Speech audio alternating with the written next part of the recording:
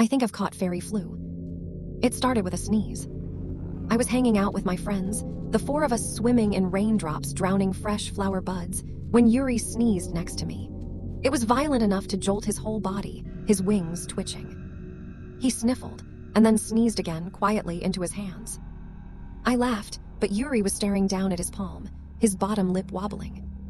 "Yuri," I whispered. Before he could respond, Teyer and Kalden cannonballed into a flower bud. I longed to join them, bathing in the early morning sunlight, letting my wings soak up some vitamin D at 14 years old.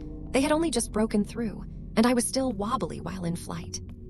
Yuri, normally the loud, bubbly one in our group trying to antagonize the Fey Prince, was oddly quiet.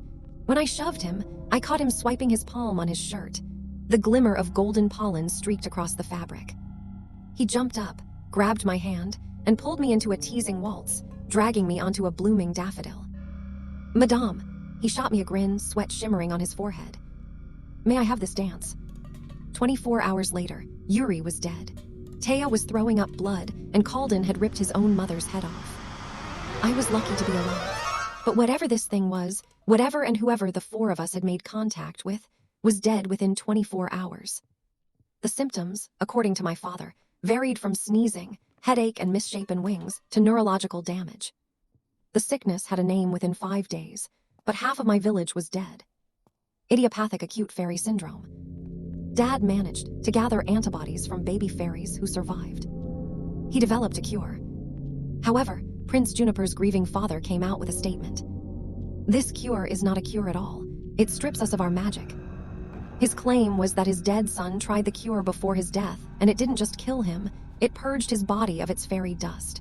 But Prince Juniper died at the beginning, before the cure. Despite the king's lies, survivors turned on my father. I found him dead, hanging from a tangled vine, his head cruelly severed. Outside, villagers rejoiced, choosing the king's natural cure instead, ingesting sunburned rose petals. But the vocal ones got quieter, and so did my village. I started stepping over bodies on my way to get supplies, tripping over festering wings, mutilated bodies, where fairies had attacked each other, the sickness turning them on each other. I knew I was sick when I coughed a little too hard, choking up fairy dust. When I took flight, I tumbled down, my wings breaking on impact.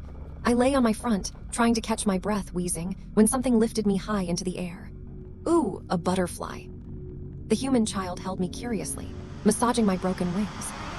"So pretty," she squeaked, giggling, her fingertips glistening in sunlight-streaked pollen. "Achoo,"